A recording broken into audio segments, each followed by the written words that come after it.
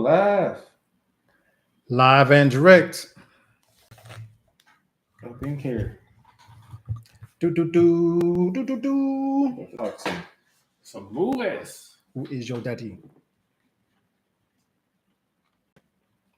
All right. This weekend we took a little break. Number one, I just want to say it is predominantly my fault because a new video game expansion came out, and I have been grinding like crazy, leveling up my character.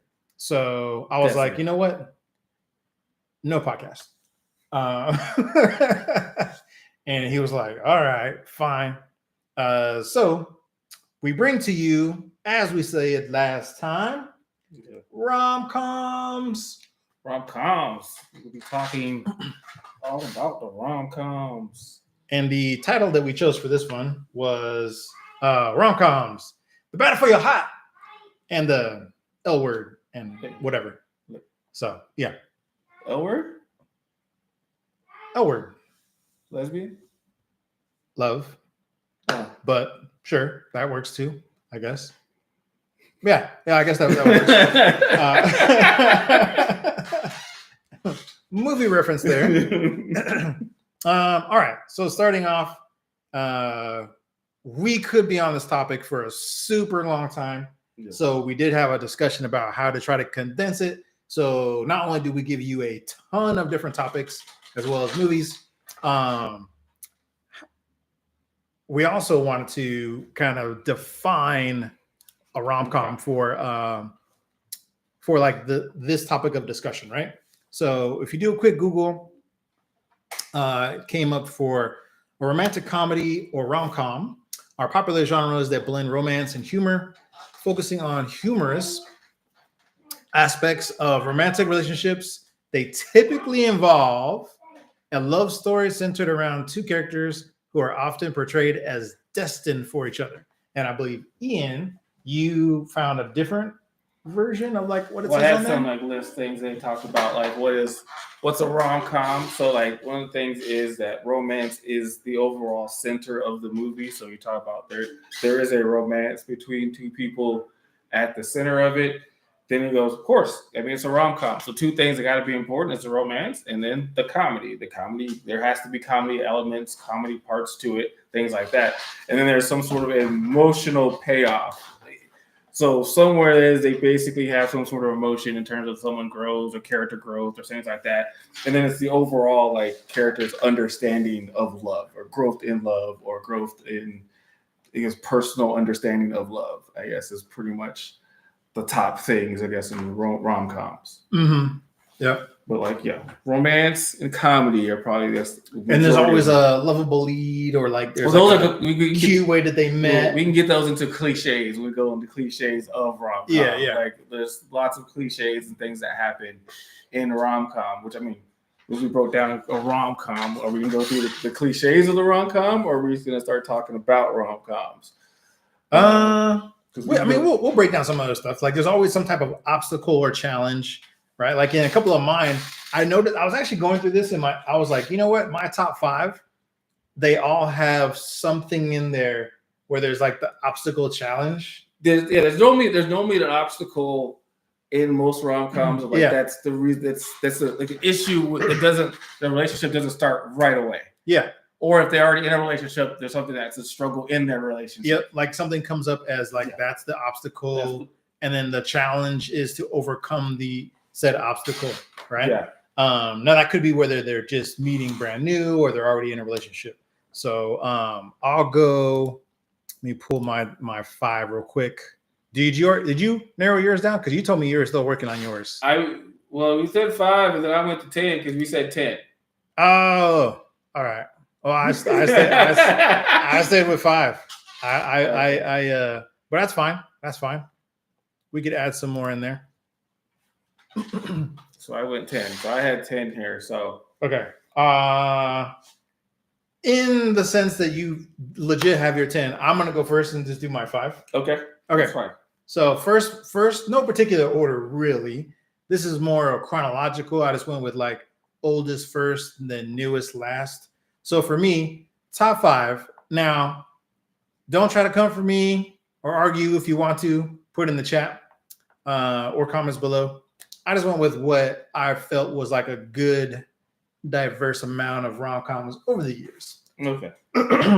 So number one, like I said, no particular order, but on my list from age is the oldest one, 1988. Coming to America. Classic Coming to America. Second after that, I have Along Came Polly. Okay. Then No Strings Attached, 2011. So I'll clarify. So 1988 is Coming to America. 2004 is Along Came Polly. No Strings Attached, 2011. Then There's Something About Mary, which I just realized that that's completely out of order, is 1998. But I hey, don't have mine by year, so yeah, I just realized that right now. And last but not least, Crazy Rich Asians. I actually went with my nieces and my mom to watch that in the theater. Crazy Rich Asians. Yeah, and it was pretty good. I liked it. It was pretty good. It's good. It's good. Good list. Good five. Man, mine was all over the place. I've been working on my time. I try to like bounce mine around. So like I would say this is a pretty diverse list of rom-coms I have on here. But there are some that like I'm like, okay, like if I name them, everyone's probably gonna say they like that one. So I just was like, okay, I'll just go with random ones that I've seen and that I enjoy a lot. And I quote the No Strings Attached one a lot on different stuff that I say.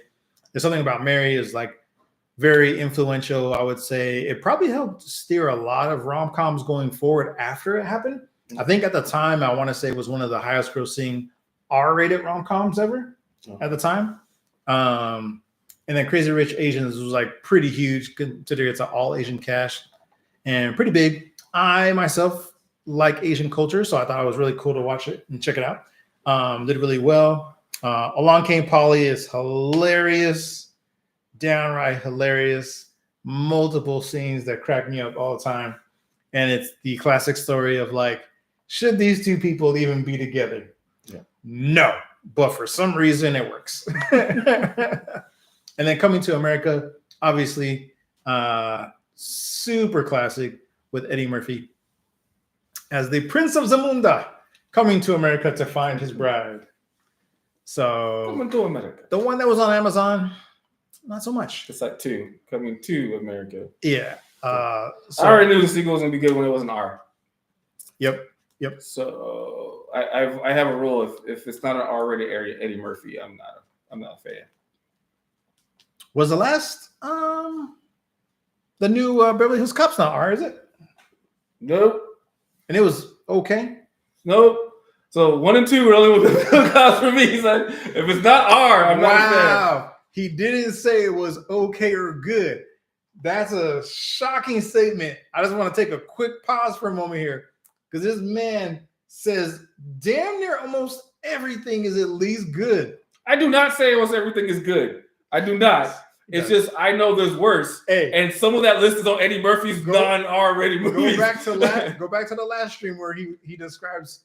He has a scale. I go there's stuff right? that there's Didn't stuff. he say that? I go there's stuff that is I've seen that's better. See. So there's a lot I've seen that's better than Hills Cop. That's why it's in the bad category. Like when you're at the bottom, that means how much I'm disappointed into this movie is because that's bad. Yes, I've seen worse. Like I watched Pluto Nash. Pluto Nash is bad.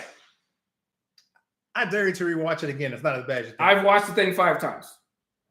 I mean, that does not get any better. Perhaps you have some insight. The movie does not get any better. Perhaps you have some insight. I am an Eddie Murphy movie fan. I've seen most of his movies. I've seen Best Defense. That movie is not good either, but I have watched it. It is not good. So I'm saying he is not. You ain't never seen Mr. Church? Actually, I think I have. I just don't. I blocked it. It was a good movie. Okay. On paper. Exactly. The trailer looks good. All right, cool. We go with that. All right, so back to rom-coms. Okay, so that's why I went with those. Yeah, I quote, "There's no strings attached all the time." Very funny. I think Natalie Portman and Ashton Kutcher have really good on-screen chemistry. Natalie Portman like nails her role, I think, really, really well. They have their whole back and forth duo. It's like really, really, really funny to me. And the cast on there in general was pretty hilarious too. If I remember correctly, Ludacris has a guest appearance on there, I want to say. Let me just double check that real quick. I'm almost positive he does.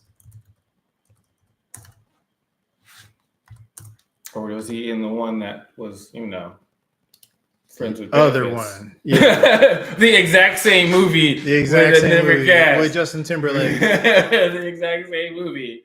Friends with Benefits that they made the exact same year with different people. But hey, probably was that. Could have been. No, he's there. No, I was right. Yeah, because this is the one where his dad, he was like, "Great Scott." And he was like, "Hey, man, do you think when your dad, he's like, Great Scott." And he was like, "Oh, no, I don't want to think about that." And then like one of the women, she's like, "So do you think your dad is like, Great Scott?" And he's like, "Why does everyone keep saying that?" Because his dad is like famous. He used to be on a TV show or whatever. And I think he works in film or whatever, something like that. And then she's a doctor. And like their story is that they met obviously in like a summer camp. And then they run into each other in college. And then they run into each other again later on as adults. So pretty funny story.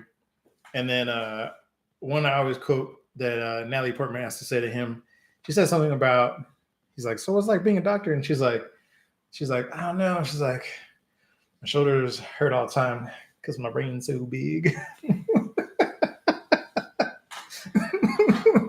And I was like, yes, the unfortunate side effects of being smart. Gotta have strong shoulders because you got big brain Activities. Big brain activities going on. So yeah, so it's for me, it was really, really funny. I don't think Rotten Tomatoes apparently and some other stuff have it pretty low. Nobody care about that. But exactly. I'm like, but to me, classic. I watched it, as you can tell, several times, and it stuck with me. So we'll move over to your 10, so I don't take up all the time talking about those 5, and then we can intermingle. Then we can talk about stuff that Belly missed the list and things like that, and other ones that were there and getting the cliches. Have you seen the 5 I mentioned? I have seen all of them except for I can already guess which one. Crazy Rich Asians. Yeah, that's one I haven't seen yet. Which is on my list of things to see. I don't know why. I just haven't seen it yet. I don't know why. I just missed it when I did. That's not really. That's how I am. That's really okay. Wow, this tossed me under the bus. Okay, that's how it is. I'm under the bus. I'm under the bus now. All right, I'm under the bus because I missed one movie. Oh my goodness, I'm under the bus. Let's go. That's what we're doing now. That's what we're doing. I quit.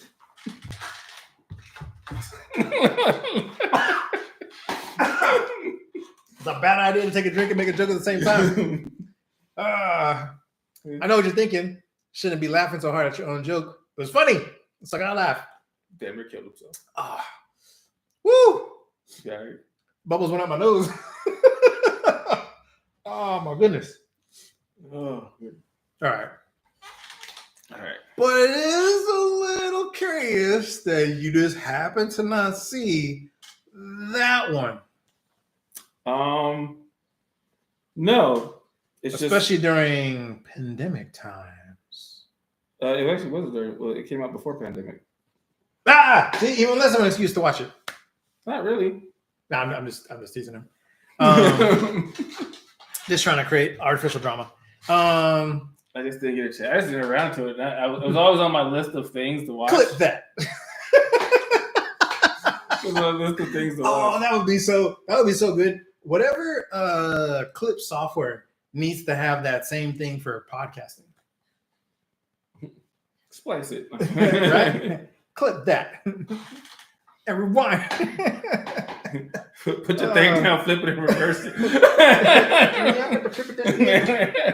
Missy Elliott. Oh, that would be cool if you can make it a keyword. Keyword. You just make whatever keyword you want. Yeah. Boondoggle. Hockey puck. Excelsior. Excelsior. That's a banger right there. It's going viral. Excelsior. New England clam chowder. Like, that's what we doing? That's what we doing right now? Oh, man. Having that conversation with you right now just makes you realize I need to work on my own AI model stuff so I can put stuff like that. I'm saying, you be out here. $1 million idea. None of you out there steal it. Oh, I'm going to trademark it right now. It's already stolen. You sent it to the world, so it's out. It's gone. It'll probably happen. A lot of my ideas get stolen, so it's cool. I just want 10%. If you do it before me, 10%. That's all I want. 10% cut. They ain't give you nothing. Probably not, but it's fair. What else? Yeah, okay. So let's go to your list then. So my list. So at 10, it took me a while to get my list down. I was trying to get 5. I had like 9 trying to get 5. Oh, wait a minute. I'm sorry. You said that you have seen all but one. Yeah. And then on my list, how many of them are on my list are on your list? 1. One. Yeah. 1. Fair. That's another reason why I picked what I picked, because I was pretty sure that he was not going to pick these ones. I was very... I'm not going to say I know my friend, but I know my friend well enough to know his films will have a theme, you'll notice. They won't, actually. They will. So my number 10 is Forgetting Sarah Marshall. Okay. Right? So I randomly kind of say things. I just enjoy that movie. I don't know why I watch it kind of often. Mm-hmm. I enjoy it. It's, nice little Rom Com. 9 is Once Bitten. I had to get some horror in there. It's not technically, it's vampires. So horror, comedy, Rom Com vampires. I'm saying we gotta get something like that in there. It works. Rom Com vampires. The of vampire is the part in the relationship that they have to overcome. For those that don't know, who's the lead in that one? Jim Carrey. There we go. Which I just found out that they wanted during or just before Living Color. I think it's right before. Just before, right? Yeah, and it's like just before. And I found out today that they actually the director wanted Michael J. Fox. I did hear about that. And the studio said he can't carry a movie, and then he did Back to the Future. And Teen Wolf in the same year. Double homicide. Man, some of the random choices for films when you hear people talk about some of the stuff is wild. Yeah, that's wild. So I was like, they said Michael J. Fox wasn't good enough for it. But I mean, Jim Carrey worked for What's Bitten though, so I'll take. Oh, extremely. Yeah. So I want to say he probably some of the funniest moments of Once Bitten, he's probably ad-libbing. Yeah. So I think it's better with him than Michael J. Fox. It probably would have been a very flat like movie from my take. Like it would have been funny, but not as funny. Like the whole thing where he plays air guitar on his leg. Yeah. Jamie Foxx is not doing that. Yeah. Not Jamie Foxx. I mean Michael J. Fox. Yes. Actually, that'd have been hilarious. Well, Jamie wasn't big in it. That would have been like progressive, quote unquote, if they had Jamie Foxx in Once Bitten, right? Yeah. Black vampire film, like early 90s? Yeah, it'd have been super early. That'd have been pretty wild. Early 1990. It might be like 89 or maybe 90. It's right around there. It's right around there. Yeah. Okay. And then that's 9. So 8 is Chasing Amy. Chasing Amy. Okay. That is a different, I guess, rom-com story where he falls in love with the L word. Yes. This time it actually is lesbian. Yes. But I guess I enjoy one because it has one of my favorite things we talk about Black people in Star Wars. That is a hilarious rant that he has in that. That was pretty funny. It is a pretty funny rant that goes on in that. And then I guess he also Ben Affleck delivers like the best, like, I'm trying to get out the friend zone speech to her in that movie. And it's actually a pretty good speech that he gives off, like where he confesses his love for her. And he's like, I know you see me as a friend, but So yeah, Chasing Amy is 8. 7 Most people don't consider it really a rom com, but I see it as a rom com. It does have the premise of one. It has a premise of which is a Knight's Tale. Which I mean, their relationship is the center of Knight's Tale. Like you start off, he sees her, he's been flirting with her. I mean, she actually has him lose. He basically has to beat dude to even marry her. Like all the whole flow of the actual movie is their own relationship. Yeah. So that's why you'll let Knight's Tale. I'll give you it's a thin line because I would say that one focuses more on his journey. At the end of the movie, it's them two together kissing. That's how the movie ends. Okay. The movie ends with them two together. All right. Because he gets knighted and they move past that. Yeah. So like been found wanting. Yeah, they move past that. So the movie is a sense. I mean, because they go around at one point in the movie and give like love letter notes and situations about how they love as they're writing love letters to her. Right? So they basically kind of just express love throughout. It's like an overall, right? Because like both his squires end up hooking up with someone too, right? But they're talking about like their love, and they talk about that and who they ever fell in love with. And they're giving their all like love like stories. Advice, right? Yeah, as they do through. So like that whole movie, that's basically what it is. Okay. I forgot about that part. And then 6, Wimbledon. Most people probably have not seen Wimbledon. It is. It actually has. It's Kirsten Dunst. Yeah, and then Paul that plays Vision. Paul. Is that Paul Bentley? He's not Vision. He plays Jarvis. So he's Vision. Yeah, it's a Vision. Yeah. It's those two. He's basically Paul Bettany. Paul Bentley. Yeah, Paul Bentley. That's what it is. Bettany, right? Bettany. Yeah. So it's those two because he's basically this man's name. I think Bentley. Man, he's been in a lot of bad movies too. Benty. Paul Benty. Yeah. Bettany. With Jon Favreau in that bad boy, son. We got Marvel all in this. We got Marvel all in this bad boy. You know what I'm saying? But yeah, so basically he's a tour pro. Like he's basically washed tennis guy, and he basically was like, "Oh, this is my last Wimbledon. I'm gonna do it." And she's like the number one in the world, and they basically meet, and then he's having like the best Wimbledon ever. And and they start kind of messing around, and it's kind of like their relationship through the actual tournament. Okay. So while it's going on? Yeah, while it's going on. So like because Wimbledon's like 2 weeks. So it's like basically during their like Wimbledon, like he's now basically having this career where 2 weeks of hot potato. Yeah, where he's basically like he might be like the first like British person to win Wimbledon in a long time. So now he's getting all this press and getting famous where he was just gonna be like, 100 and something in the world and no one knows who he is. Right.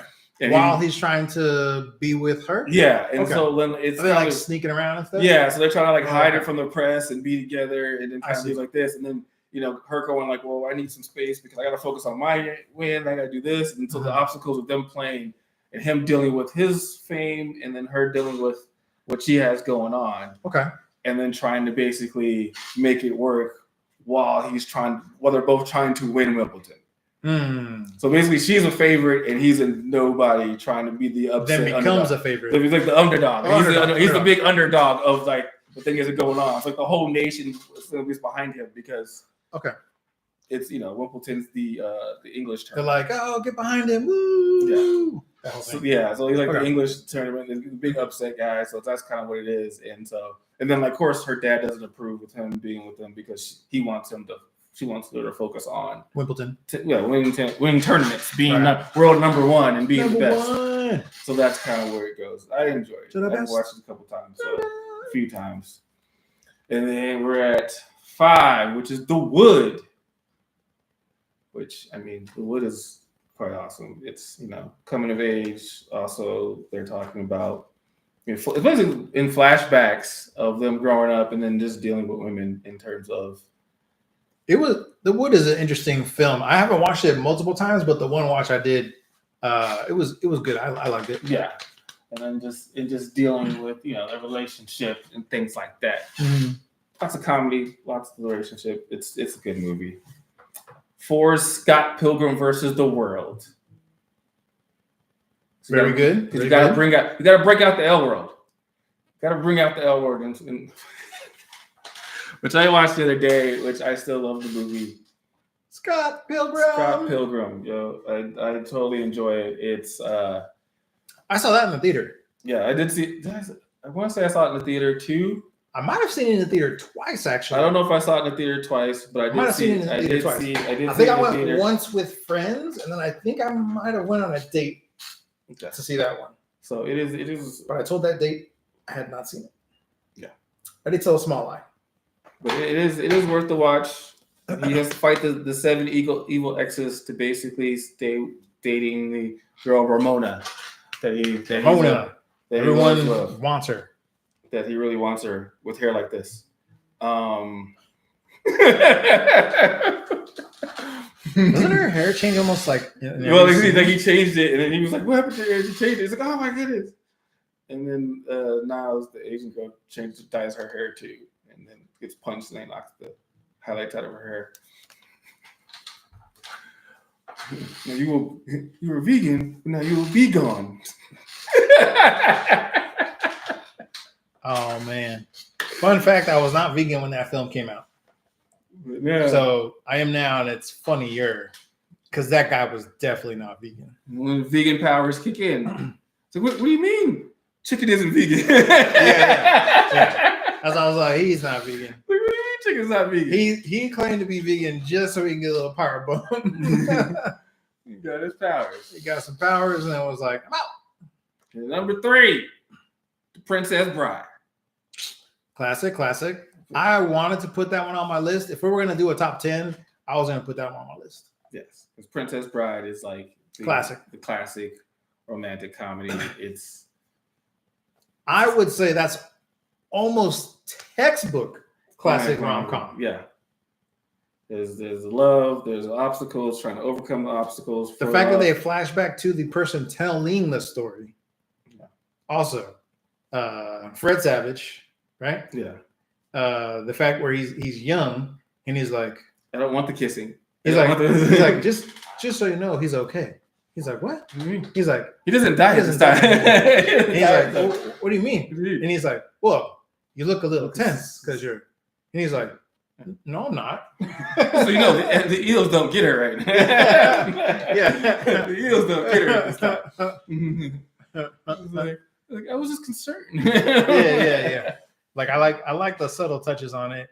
I think I grew to like it more as like behind the scenes footage got released and how things were made and like seeing them interact.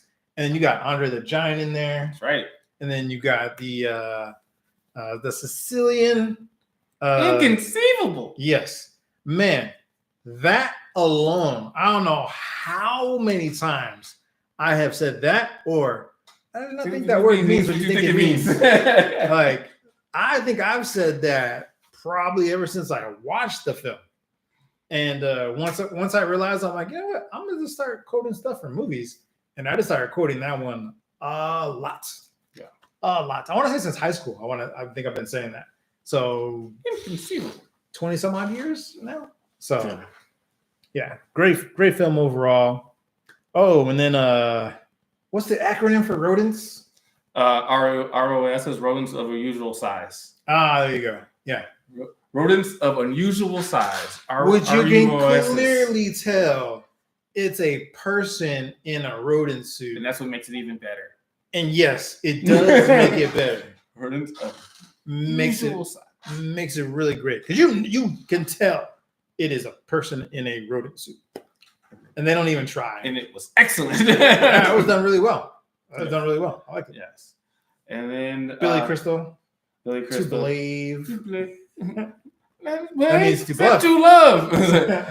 So, woman. So, which? I'm not sure which of your wife. Oh man, it's good stuff. Good stuff. So, all you Princess Bride haters out there, come for us in the comments. I dare you. One of you did already in a film, in a short that wasn't even Princess Bride completely related, but I just thought that was funny. Hey, some people don't. I mean, some people aren't. I might get it. It's not everyone's cup of tea, so I understand. You know, I understand. I understand it now.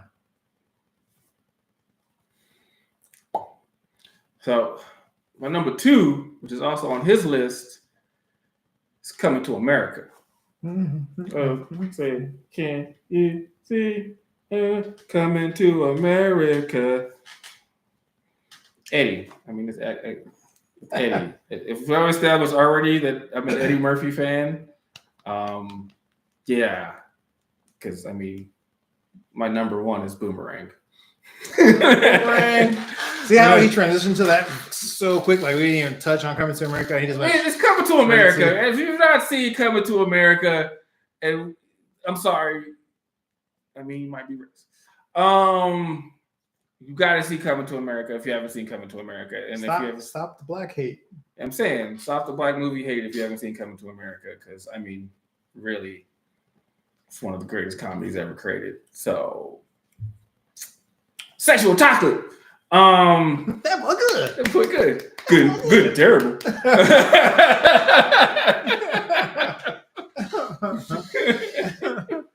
I have a dream that boys and girls of the world.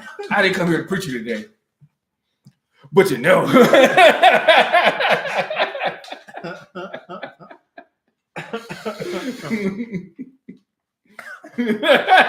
This is the way he grabs the mic, but you know. The way that they both play different characters so well. Yes. And the comedic timing between all the characters. Yeah. Especially when they're in the club, and then the one where like Arsenio is the, what does he say? And he makes him spit out his drink. he's like, oh, I like you. I mean, I like you and your friend too. Yeah, he says like gobble him up or eat him up or something like that. And he's all, I said, I need you and your friend too. He's like, oh.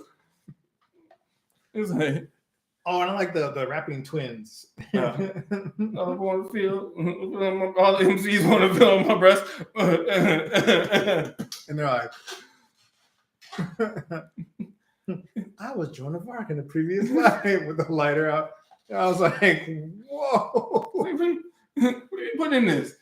Juices and berries? There, nothing but ultra perm. We're gonna do this. Make it nice and just make it nice and neat. That'd be $8. Kunta from upstairs, you know. I sent that like message to somebody. I think it was like I won't say his name, but you know him. Used to go to the gym, whatever, rhymes with Obi, not Obi, but with J. And he put something about his hair, and I was like, hey, no, put some ultra perm. And he was like, oh, don't be a hater. I was like, apparently you don't know where this is from. And he was like, is it a movie? I was like, And then he wrote back, I know where it's from, man. I was messing with you. I know where it's from now. I was like, yeah, okay. What is this, velvet? I was like, hey guys, you want to buy some? Those are our things. Yeah. But yeah. So Coming to America, my 2, definitely have to watch it. And then I say my number 1 is Boomerang. Well, you know why though, right? It's Eddie. And no, because your number 2 was Eddie. But you know why number 1? Because you got the coordinate. Got the coordinate. And for me, that's like when whenever I mention Rom Com, Boomerang is literally the first movie that pops into my head. Oh, really? That is the rom com movie for me. Whenever that's why it's my 1. I could have put any 1, 2, or 3 at 1, but Boomerang. When I go rom com, I think Boomerang. Automatically think Boomerang.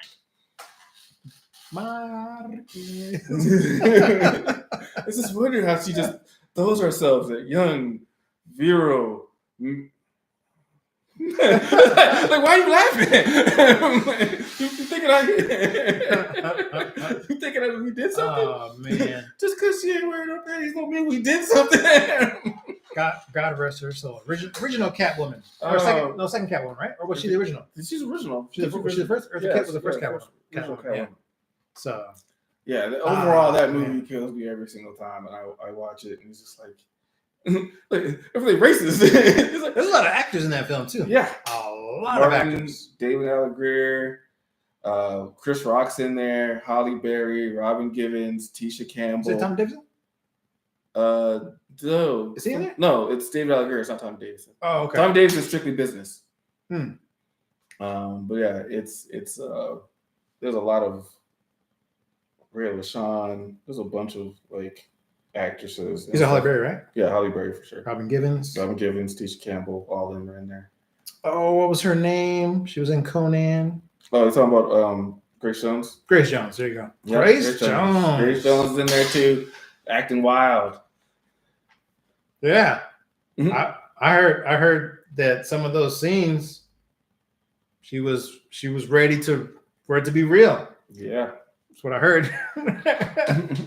And he was like, "Hey, we just acting. We're just acting. No, we're really gonna do this after the fact. We're not really gonna do this. These are just words on the page. We just acting. Gerard, do you know that he got mushrooms in the inside of his coat? Yes. It doesn't stop there. You got to coordinate. And the fact that he owned that suit, that wasn't given to him. That was all him. That was everything he did in the movie was ad-lib. They just went along with it. Yep. Everything he did was just like. I think that's the beauty of the time where those films where he had so much pull that he just kind of let a lot of those films. They allowed him to let the people he wanted in those roles to just kind of do their thing. Which is funny. Is the studio didn't want him. No, I know. Yeah, they didn't want Witherspoon. They didn't want Witherspoon, and then he was like, "Nah, I need to get him in here. I want him in here." And that's why I said like that kind of shows you like he had so much power he could like override stuff. Eddie, you know, Eddie in the '80s. That's what I was talking about. Like Eddie in the '80s. He had the juice. You do Beverly Hills Cop twice. You got the thing. 48 hours. 48 hours twice. You making movies. He had the juice, man. You on Saturday Night Live while still making movies, and to this day is the only cast member that hosted while still being a cast member. I had the juice. Like if you got Eddie juice, it's Eddie. What you doing? So, boom. That's my top 10 right there, though. But yeah, Boomerang has been my number one for years, though. Okay, that's fair. That's a really good one. The whole thing with the toes, I ain't gonna lie to you. It was hammer time. I pulled the sheets back, and it was hammer time. It made sense though when I watched it for the first time, and then I got a little older. I was like, "It's hammer time. What? You go so far? Have hammer time with the shoes." Yeah. But to me, it made sense because it's like an overall hygiene thing. Like she's well put together, and then she got them hammer toes. It's wild to me. Wow, hammer time. Fitting him in them tight shoes. Mm-hmm. So it was to me overall. It was like really well done. Lots of good comedy in the corporate world. Yes. Brought into everyday life, friends and family, and it was really good. Really good. First Fat Boys breakup. Now this, and then they'll believe it anymore. That's my line, and it's like it's so subtle in the movie that Tisha Campbell's his neighbor, right? Yes, Tisha Campbell's neighbor that he has a restraining order on because he has a restraining order. Yeah, because he's like, you can't be that close to the fence. I got the court order. I don't worry about no court order. Don't believe nothing he said, girl. He's a lie. You mind? What are you gonna do? Doggy style, girl. That's what he's gonna do. Oh my goodness. Oh, it's such a great movie. I love it, dude. Seriously. Good stuff. Feel free to rewatch any of these. If you have any references or your favorite rom-coms. Feel free to throw in your rom-coms in the comments. Yeah, in the chat or comment section. Either or. We will talk about it. We will go through them. It's okay. Yeah, we'll respond. We do read them and we respond on the comments. Yeah. So, because those are like my tops. I mean, there's a bunch of other ones that I probably could have put in there that I was debating. But you got to limit these things down.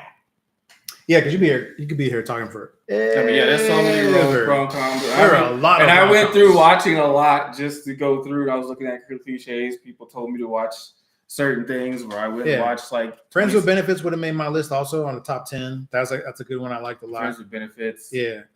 Saving Silverman is a good one. I really like that one. It's a ridiculous comedy. because it has Jason Biggs from American Pie in it. Okay. And yeah, I've seen that. I've seen Save Silver. And what's the chick's name? I forget her name, but she plays like a good crazy evil female, like where she's like trying to control him basically and like change him up, and that's why they're trying to save him from her basically. Yeah.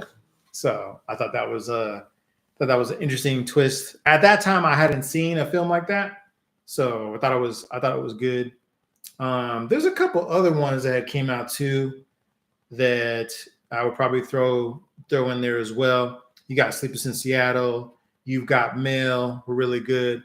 I think one of the first ones I said was Harry Met Sally when we were originally talking about it. Yeah. But those are all older ones. But those throw in there. Older one that we talked about, Romancing the Stone. I think you said you watched that once a year. Romancing the Stone was like one of my like rewatch movies, and he goes, I have a bunch of movies I tend to rewatch, like just those like my fall asleep movies. Like I'll throw them on if I'm like, oh, I'm gonna go to sleep. I just don't want to turn the TV off yet, so I just throw it on there. And like Romancing the Stone is one of them, and even Jewel of the Nile, the sequel. So Romancing the Stone and Jewel of the Nile, I'll throw both of those on there. Okay, question. You've seen Big Trouble in Little China? Yes. Technically rom-com-ish?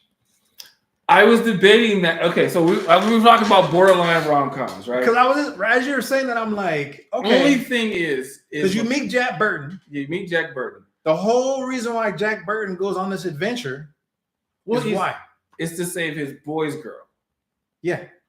But that's to say, the romance isn't it gets put in later, but it's not necessarily the driving. The purpose of the story, right? It's not the driving force. Yeah. So that's the reason why I would say like it's not really. It's like okay, that's fair. On the like close to the line. It's of really rom-coms. close. It's really close. Close to, because he doesn't end up with her. No, he does not. They do kiss, but he doesn't end up with her because he's Jack Burton. Yeah, and he kind of moves on. So there's no actual like relationship in there, and they kind of just. I ain't gonna lie though, every fiber of my being as a child wanted a part 2 so bad. Yeah, they had attraction, but they didn't have like a relationship. Man, I wanted a part 2 so bad. It's like I was reading this one, like The Fifth Element, being a rom-com, because their relationship and they end up together. Yeah. And sci-fi rom-com. Yeah, and their love saves the universe. Sci-fi space opera rom-com. That's how I would classify it personally. But I understand like there's so much other stuff going on that like you don't really think about there's so much going on. Yeah, that their love is. Apparently, I didn't know, but that guy, the director/writer, apparently wrote like books upon books. Like he ended up having like a 490 something page screenplay, and he wanted to do 3 films, and the studio was like, no. He's like, okay, what about 2? No. 1, yes, but make that into one story. So what we got was a condensed version. Yeah, from what he wanted to do. He wanted to do a trilogy, which I think it would probably lent more as a rom-com than I guess it was a full trilogy because they would have fleshed out their relationship. Oh, immensely, yeah. It would have been wild. Because what he wanted to do is those aliens you see in the very beginning. He wanted to do a little bit more origin based off that, then kind of go towards the kind of like, you know, the darkness spreading type of thing, and then get into the Lilu and Corvus Dallas towards the end. And I was like, oh, that would have been, I don't know. I just don't know though. Yeah, I think you don't need that much explaining in that world. I think it's actually basically what everyone was telling him was like you're not George Lucas. You're a Frenchman. Yeah. But I mean, even they told George not to do 3, and he just did 1. He did 1, and the one made money, so then he did the rest of them. Yeah. So this dude didn't have I don't think he had the backing for it. Nor did he. I think he was okay with doing what he did. And I can be honest and say I'm happy he did what he did because it turned out good in my opinion. Still one of the most I think influential movies for me. I thought it was classic. I think that skyrocketed what's her name? Mila Djokovic. Like I think that skyrocketed her career. Oh, yeah. I think that just kept Bruce Willis where he was at the top of the charts on there because he already had a ton of good films out at the time. I think it just spoke more to his actual acting credence. Yeah. Do you know who they wanted to cast? It's Mel Gibson. Yeah. He wanted Mel Gibson apparently. And he was like, yeah, but it was going to be like more dark. And then I guess he the more he kept looking at it, the more he was thinking like, oh, Bruce would probably be better. But then Mel Gibson ended up canceling anyways because he had something else going on. Yeah, I think he did like Payback or Braveheart. Do you know who he wanted for Chris Tucker's character? I did remember. I just totally forgot though.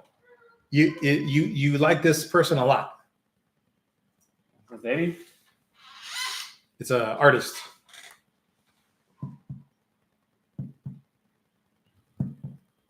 Artist? Oh, Prince, wasn't it? There you Yeah, go. it was Prince. Yeah. So apparently it was for Prince. It was Prince. Yeah. Now, here's the thing I didn't know either. So that entire film, all the wardrobes, It's supposed to be Prince, right? It kind of makes sense when you think about what Chris Rock. No, like all the costumes are done by what's his name? I forget his name. It's a designer, but he did them all. And so I guess they take Prince to go look at his wardrobe, and Prince says, "It's too feminine. I don't want to do the role." And he walks away. Doesn't say anything else. So all he says and he walks away. So dude is like, well. I thought that's what you wanted. That was just style. Yeah, so the dude who's the designer was like, yo, like I thought this would be what you wanted. And he's like, nope, it's too feminine for me. And then they're like, they want to talk to his camp or his people, and he's just like, I said no. Like, no is no. Like, no negotiation. Like, nope, I don't like it. Once Prince hits that no button, it was out. So then they were like, well, who can we get? And then like I guess like they were like scrambling, and then they ended up getting Chris Tucker.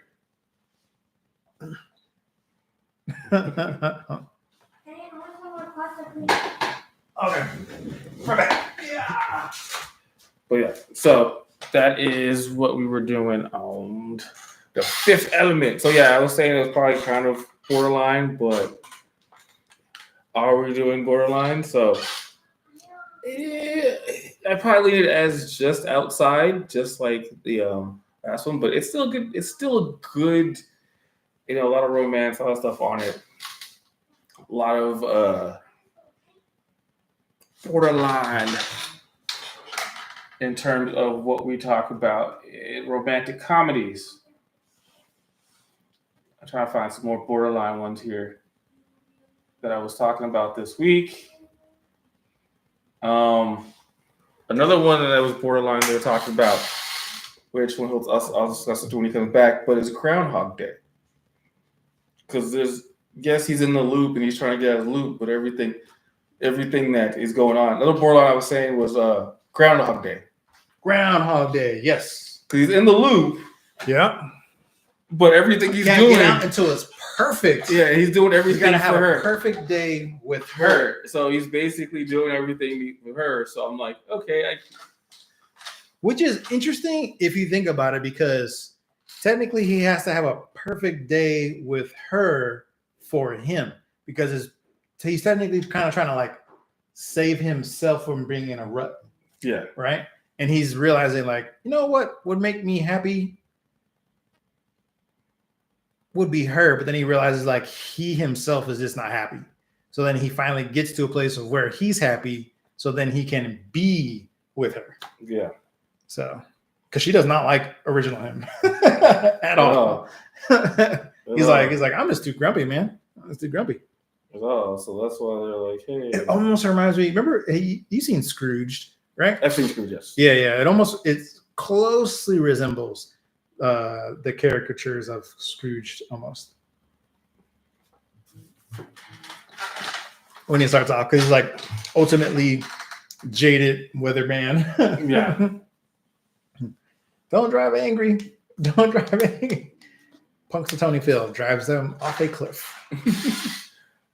All right, so we'll talk about some rom com cliches. So what's something that you always see like in rom coms that they throw on?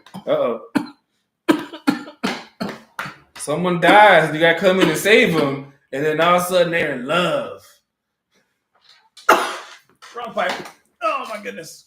It is kind of like a trope, and it's that weird awkward meeting in rom com where like something happens like that where like, hey, I almost died and I just saved your life. Now we should be together forever. or things just like that awkward thing where they knock each other over, or someone forgets something, some weird meeting that puts them together. It's always like some weird, awkward by meeting. chance. Yeah, by chance, awkward meeting. Like, oh my goodness, survive. weird. But yeah, that's kind of what the rom-com, like that weird that by chance meeting is one of the cliches that you have on there. Okay. Part of the formula for a good rom-com, if you will. Yeah, one of the ones they use like repeatedly in movies, like, hey, common theme of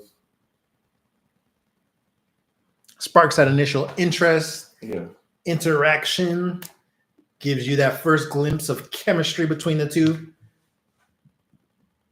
or even shows it. What else? We got so that's what we're saying. Supportive side characters.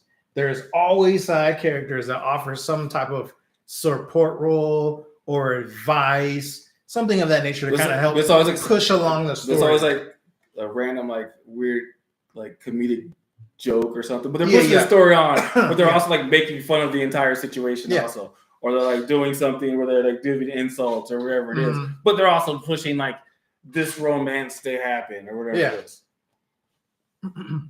Another one that happens that you see in most of them was towards 40-Year-Old Virgin, a comedy or a rom-com? I would say it's a rom-com because it's him trying to get a woman to get into a relationship, and then he ends up with a relationship, and then they had an issue with he follows the formula, the issue in the relationship, and then gets over a bag of sand.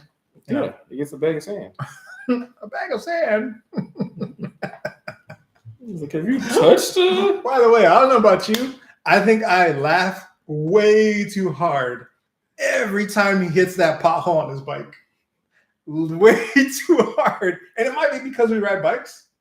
But the fact that he hits that pothole so dang hard to where he flies off the bike, weak every time. I know the scene's coming, and I still laugh. Like the very first time I saw it, oh my goodness, bro.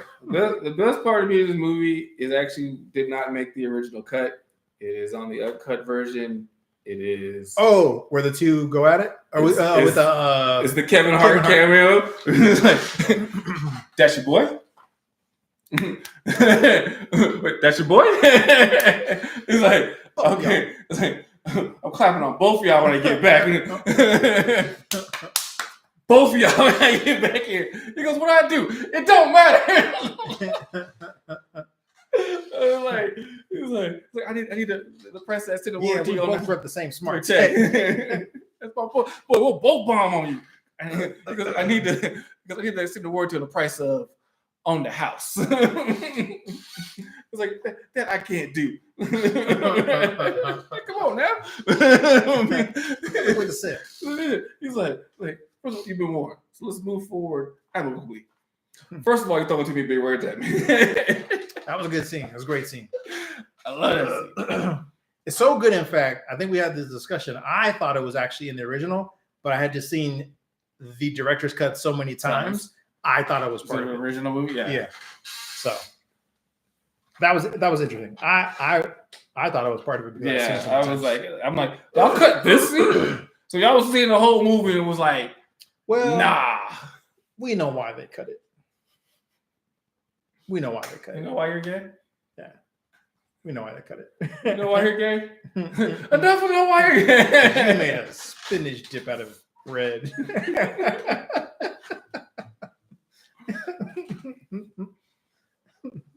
Man, I was using that line for the longest time, back and forth with a bunch of my friends. They say something like, you know how I know you're gay? Oh, man. But yeah, that is truly like a man's man joke there, to just constantly poke fun at your heterosexual friends to tell them why you think they're gay, even though you know they're just doing something normal, and it's doing something normal. It's not the most random thing. Yeah, it's the most random normal thing. Right? You could be like, I know you're gay because you cook. It's like everybody cooks. How does that make me gay? Like that's how I know. That's how we know. That's how we know. That's how we know. That's how it goes. I also, while they're playing Mortal Kombat. Oh yeah. Throw it at your body. Hammer your head off. Hammer your head off. Yeah. Throw it at your body.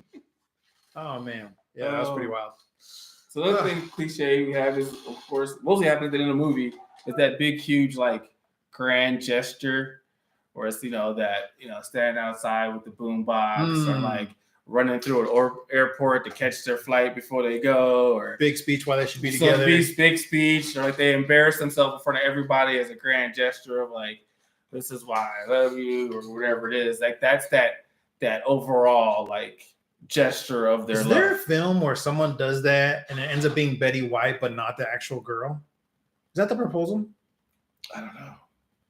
I want to say that I have a memory of a movie where they're like, they say all this really good stuff, and then Betty White's like, I date you, and he's like, oh, where's my girl? And she's like, oh, it's not it's like someone else, right?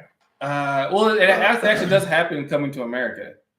Oh, okay. So he tells Lisa that, and then she leaves, and then the old lady on the train. Oh, on the train. The old lady on the train was like, and he gives her the earring. Yeah, he gives her the earring. Yeah, so yeah, the old lady on the train was like, "I'll marry you." Yeah, and oh, she said, "Are you really a prince?" Yeah, she's like, "I'll marry you." Yeah, yeah, that was pretty good. So yeah, you have that grand gesture that goes on. Mm-hmm. The one thing is another cliche is that like best friend that's always there, that's always like in love with them, like that best friend that's always been in love with them from day one, but they never like expressed it, or they never like noticed that they were like in love with them. Like they've always kind of just been there, right? So it's always like, oh, I never realized that like best friend always loved me. I just realized it now after like the eighth person I dated just did me wrong, and so they've always been there for me. And then that's kind of like that one cliche. Yeah, that's a big one. I think the No Strings Attached and Friends with Benefits kind of touches on that a lot, right? Like, oh, person's always been here, kind of already know the person, mostly friend zone-ish type of thing, but could have a little bit more intimacy in the situation. But then it's like, oh, that's all we're doing, nothing else. Don't get too attached. Oh, wait, actually, maybe could be more. Yeah, it's always the. And there's always something in there. Not to say that this is always comes up, but I would say, however, what are we? Oh, like the relationship, trying to figure out what their relationship is. I feel like there's that moment in the film. It's done differently though, right? I feel like those are that is thrown in the sequence of the obstacles / challenges. Yeah. Right. Trying to figure out what their relationship and what they're going to. Yeah. And then normally there's something that makes it work. Like one's moving away, and is it worth them staying? I'm gonna get a job offer. Yeah, like is it worth one of them staying, or they're going off to college, or getting a job in a different city, or like my art gallery is gonna be in Italy, you know. Yeah, or something like that is happening, or like, hell, I'm about to get married, and I haven't seen you in a year, but now I'm engaged to this other person. Yeah, I'm engaged to this person. Oh, so I'm back from my sabbatical though. Which I did notice that like a lot of this was like a subtle cliche in rom-coms. There's a lot of cheating. Oh my gosh. There's a lot of cheating in rom. Like this, like the girl's with some guy, and all of a sudden because they're so unsure. Because she doesn't like how often he works, so she needs to go cheat on him with this farmer that has a bunch of time. I mean, a farmer. I'm just throwing it out there. It's one. That was the most random, lame. It was like a Hallmark movie. I was making a joke. A bunch of time. I was making a joke about those Hallmark movies where it's like, she came down from the big city. This farmer who has a bunch of time, not that he's taking care of his farm, but he has time to date me and take me on dates. Not take care of his farm. Or he antiquing. He basically has an antique store. But I don't want to do my dude from New York because he's a bookstore keeper. He's a bookstore keeper, so he has time. So he has time, and he reads books, and he his books, and he understands. He understands me. But a lot of movies you see that like there's some form of, like I was watching Strictly Business, like dude's in a relationship and he sees Halle Berry and he's like, yeah, no, I don't need to be in this relationship. Which I go, I have a shot at Halle Berry and I have it's a love story, but he just cheats on his. He basically just leaves to cheat on his girl and then leaves her because he wasn't happy. Which is always weird. Like they're always somehow not happy in their relationship with someone that they've been together for like 3 years. Which we have to say this, right? A rom-com does a very good job of blending comedy that progresses the story mixed with like romantic dilemmas that unfold, right? And sometimes it happens in like extremely humorous ways, right? Like I was telling you that one time on Along Came Polly, right? Like Ben Stiller's character has irritable bowel syndrome. But she's like, oh, good. I'll meet you at this Indian food restaurant. And he's like, oh, like I don't do well with Indian food. But he doesn't want to tell her because he doesn't want to miss his chance to go on a date. Yeah. And then she's sitting there eating with her hands. And like, as she's doing this, she goes like that with her hands. And like all of whatever was mixed hits the rest of the food. And he's just like, oh, I don't want it. And she's like, oh, he wants it. And he's like, oh, And he does not do well with spicy food at all.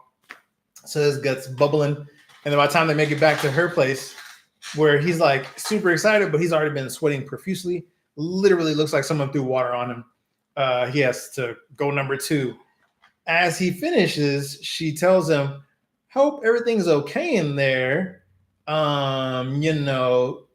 Don't flush the toilet though, because it's broken.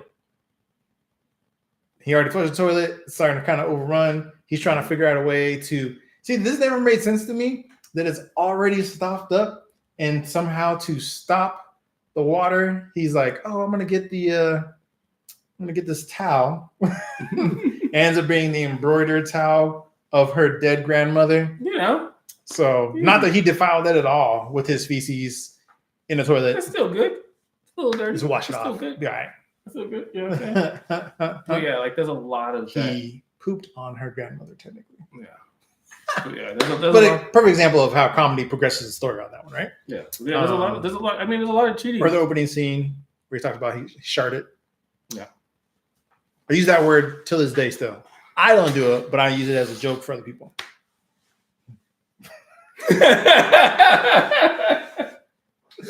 Oh man. Yeah, there's a lot of cheating. Like, I mean, hell, all of Boomerang is basically cheating. Yeah, well, is it cheating or is it not defining what he is with all these women? Because he's just dating a lot of women. Well, no, okay, so right. So in the thing, he does cheat because he's with Halle Berry, and then we're together, and then he basically goes to Robin Givens, and they're together, and then he's like, "Oh, I love her," and she's like, "Well, why are you in my bed then?" And he's like, he does good point, and he's like, good point, and then he gets up and leaves. Yeah, and gets up and leaves. And he gets up and leaves. And That's he's like, right. oh, exactly. He goes like, exactly, and then he gets up and leaves. So yes, there is cheating in rom-coms because even then, technically, Holly was kind of dating David Allen Greer's character. Oh, that's true. Initially, right? Initially, yeah. So she, and the night they that whole there's like a massive convoluted like relationship trade-off in that because like she was kind of friend zoning him, but not friend zoning David Allen Greer because she's meeting and one of my friends was telling me like, well, no, they're friend zoning. I go, well, why is she meeting his parents? Oh, because he wanted them to. He doesn't like his dad. She doesn't ask to meet him. The only parents there are his. Yeah. So there's the only person that's getting met is her meeting his parents. But it's not like she asked to meet him, though. You don't see that. They don't see that. Watch it again. You don't see that. That's what I'm saying. Like they don't really follow them besides that first date. I want to say that there's a reason why they show up or something. Wait. Doesn't Eddie Murphy character invite them? The only parents there are David Allen Greer's. Eddie's parents are there. Martin's there. Eddie's there. Halle Berry's there. Someone invites his parents. The only parents there are David Allen Greer's parents. Someone invites his parents. They constantly talk about Holly and go, hey, that's like one of Marcus's girls. They basically keep mentioning the fact that they're in a relationship, and then they try and deny that, oh, we're just friends. Why are they meeting? Why is his parents there in the first place? Yeah. Because there's no other parents there. I'm gonna have to watch it again. I know there's a set of nobody else's parents is there, but David Allen. Oh, that I know. Yeah, there's got to be a set of somewhere. So like that's the only one where they basically kind of have a date. They do kiss after the first date, so they have some chemistry. There's something going on between the two of them, and then I was like, yeah. And then all of a sudden, after that dinner, she basically skips with Eddie's character. Yeah, which leads us to there's always character transformation / growth, right? Yeah. So however the character starts off, either or, someone has some type of growth, like where Eddie realizes like, oh, why am I doing this? I should just be with her. Yeah. Right. Or where like a character is like, you know, I need to stop being so nonchalant or around the bush about this or meek about the situation. I need to just go for what I like, you know, stuff like that.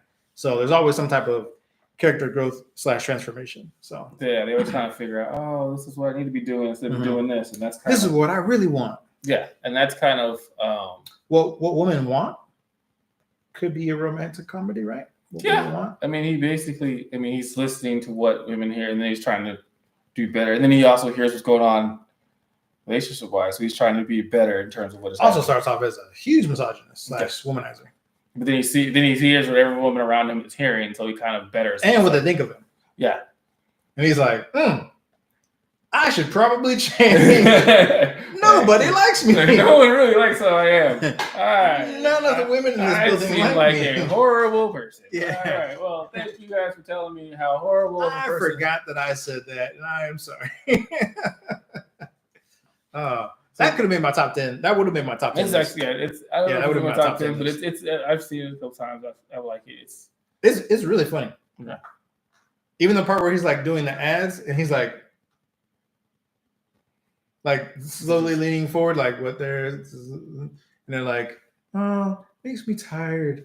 Oh, what I really would want to see. And he's like, well, what we could put in here instead. And then like he's just filling it in that way was interesting. So yeah, done well. But what else? So I have one cliche here that I noticed. It's not really big that most people don't notice. I always thought it was weird. Not cliche, but like these are like formulaically. This one's cliche. What rom-coms happen? Which formally it's on it, but I call it cliche, and it's weird, and no one really talks about it, and it's in a lot of rom-coms. There's a lot of stalking. And it's allowed, and and then you look at like people like oh I'll find them, and then I like basically follow them around town, and then meet them where they're supposed to be. Also overly aggressive a lot too, right? Overly aggressive, like drunk calling, a lot of calling. It's not knowing where the other person is and happening to be there. Not even happening. Like you know they're going to be there. No, they show up there, to be there, or they show up at people's houses constantly, or they constantly show up at their job, or they constantly just do places that they're going to be at. Yeah. And like I've gone through a bunch of like watching, especially this like week, watching a bunch of like rom coms. I think all the ones I picked, that's not a thing. I mean, technically, Eddie does stalk her though. And Coming to America, he does a little bit because he literally learns everything about her, and then basically is just getting into her life. I mean, he has the job there because that's where she works. Along Came Polly, no. Crazy Rich Asians, no. They're already together. No Strings Attached, no, doesn't happen. Along Came Polly's, no, that doesn't happen. No.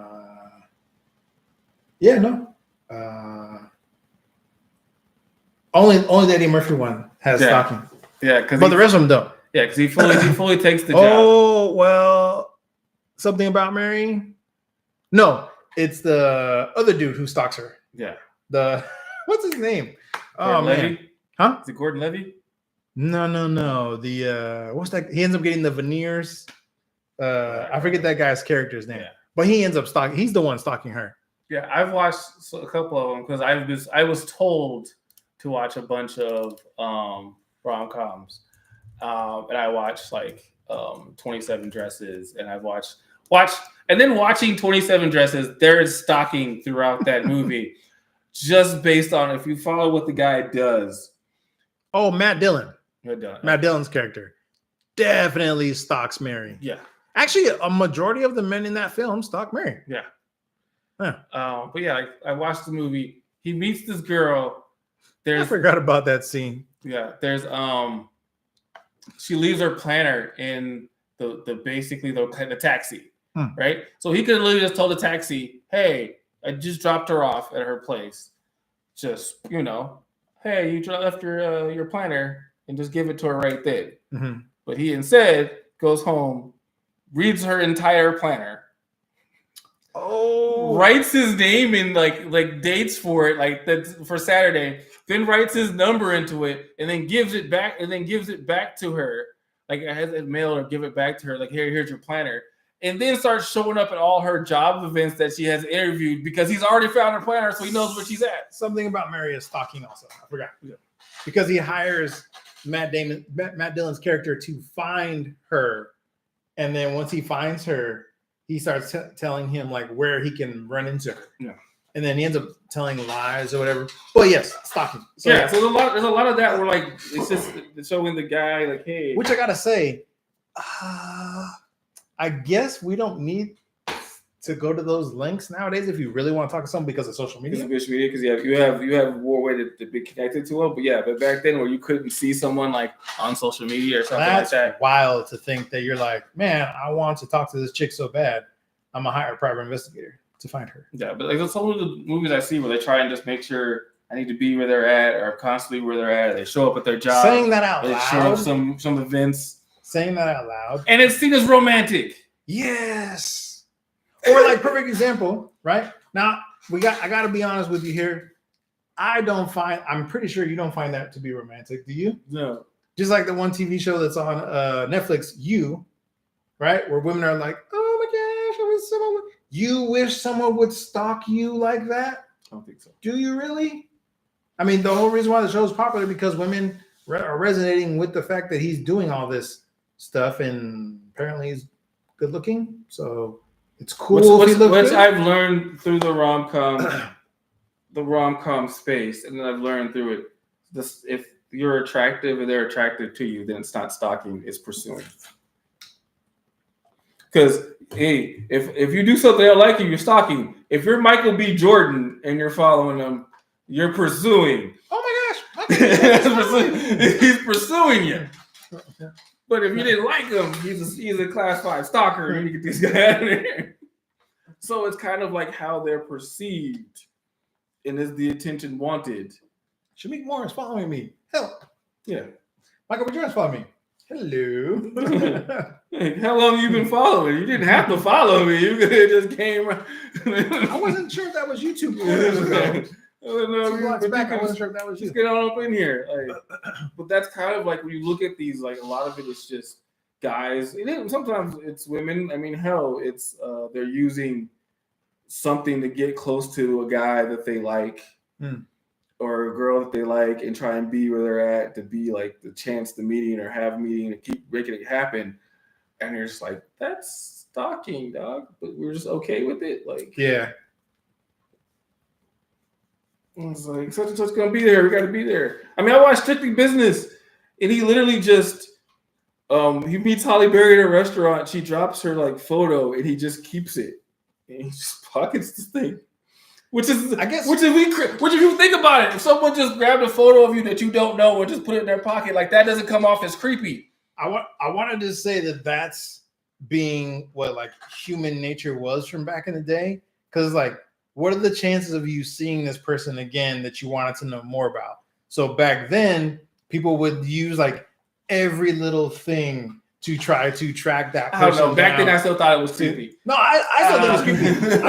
I'm just saying it's more realistic, right? Like think about some of those movies where they're like, oh, it was like a handkerchief, or I mean, dude has to stalk Cinderella for her shoe, right? Well, Man, this girl's so bad. He didn't stalk her. he basically just she left her shoe and said, "Whoever," which is weird. Whoever He just see whoever fits this. So all it had to do was be matching shoe sizes, and you're basically the queen. Yes. But like he basically didn't know who she now, was. for some reason, this was a custom fitted glass slipper that fit only her perfectly. Apparently, before Nike had foam. It just foamed around her foot perfectly, so it's the only one that fit. Yeah. So no one fit that size.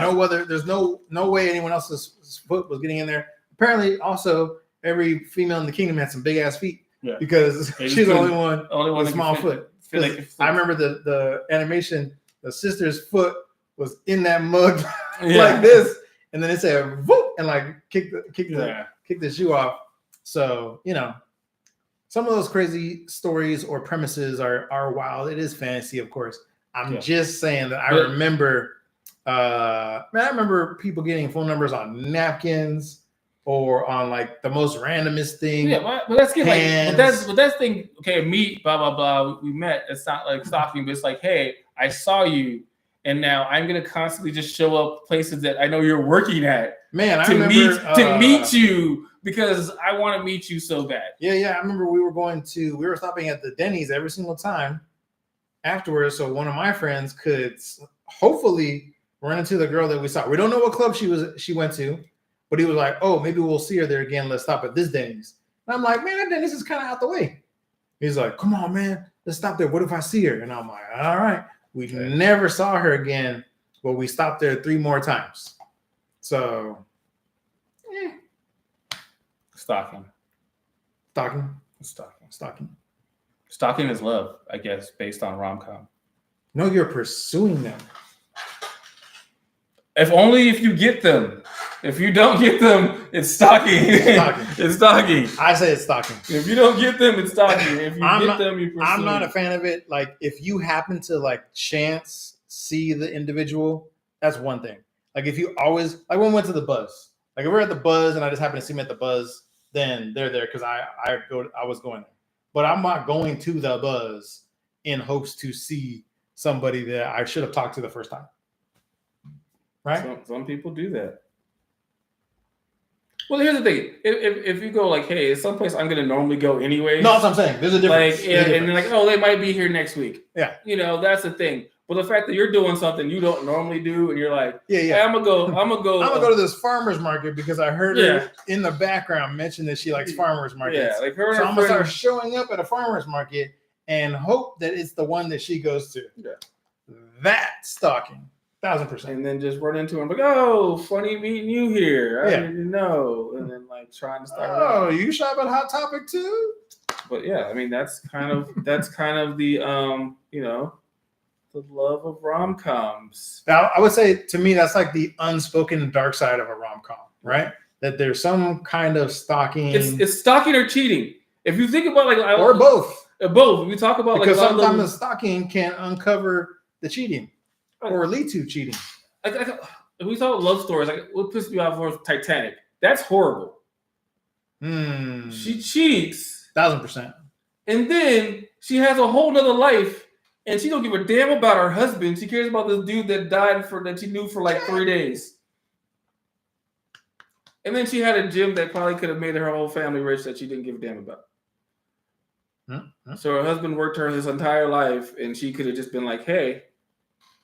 Set for life. Set for life. Generational wealth. Or at least gave it to your kids. Pass it on. Heirloom. Just a horrible person. But it's a love story.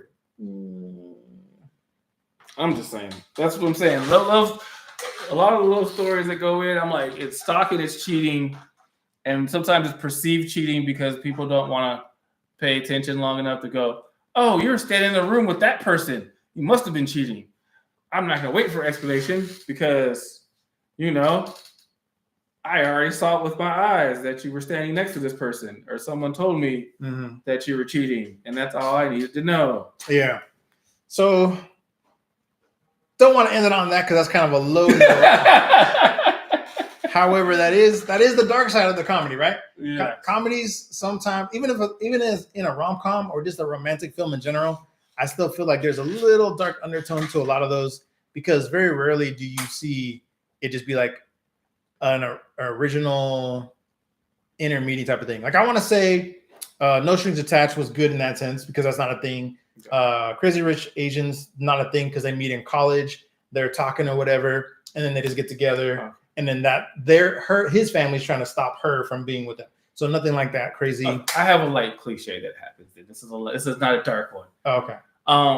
The like dress up moments where it's like, oh, you're nerdy. Yeah, you're nerdy. So I need to go. You need to go shopping and get a new wardrobe. Or she's all that. Like she's all that, and they do it in Strictly Business. Can't Buy Me Love. He gets a whole new outfit. Like there's a whole thing where I was nerdy or I wasn't cool, and just now one of the guys. And now I have this whole like cool new like outfit that makes me cool now. I've taken off my glasses. Yeah, I've taken off my glasses and let down my hair. Yeah. And now I'm a model chick. Yeah, right. Like, was it Miss Congeniality? Where like she's basically I'm a cop, but now I'm a model. Or the dude has like glasses, braces, or he's fat, and then he's worked out, got a haircut, lost the braces, and now all of a sudden, the proposal. He didn't even need to work out. It's just all of a sudden he was like a ripped nerd, but then all of a sudden, yeah. You just changed your clothes, and all of a sudden, like the baggy fitted nerd who works in the farmhand, with long bushy hair and glasses, somehow gets a haircut, gets contacts, and now it looks like Superman. And is like I'm a farm boy. Yeah, that's one of the cliches of things is the dress up that they do where it's like, hey, the globe is like instant. Yeah. It's like that. Normally, especially if it's an 80s movie or early 90s movie, there's a montage. There is a montage. There is a montage. You get the music going. Can't Buy Me Love has a great montage. And then they start dancing. Where he's like getting into his profession more. Yeah. And a lot of them do have dance scenes, which that's another thing too. Dance. They do have like a dance scene or music related. Especially in high school, it's like a high school dance or something. Music ties them together too. Yeah. So, right, you gotta have that. You gotta push that soundtrack. If you really think about, I do miss movie soundtracks. See, I was like, because the Boomerang soundtrack. Boomerang soundtrack is so fire. Yeah, it actually was a chart topping. Movie soundtrack. Did you know that? Oh, for sure. Yeah, it was charting for quite some time when it came out. I mean, you got Boys and Men in the Road on that bad boy. Oh yeah. It was really good, really good. I mean, you got bangers. Jodeci, I think is on there too. I think so. Yeah, Jodeci's on there. It was a really Braxton, good soundtrack. Yeah, it was really good. Tony Braxton, really Johnny Gill.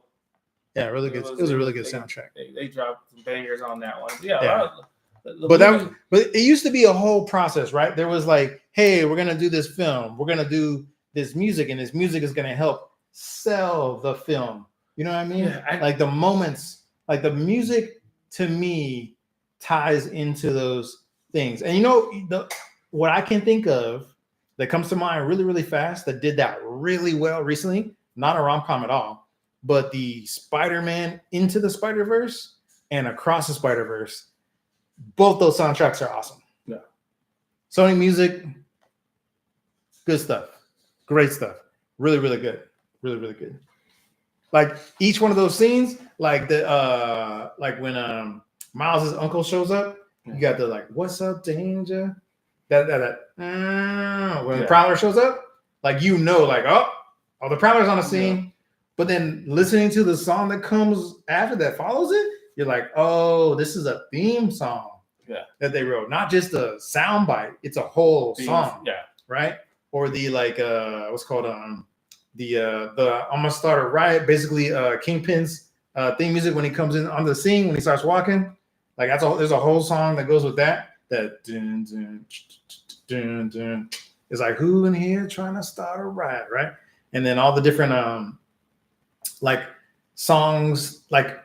Another one that's really good. Some of the Marvel stuff has done pretty good with this. Guardians. The very first Guardians was very music tied and driven.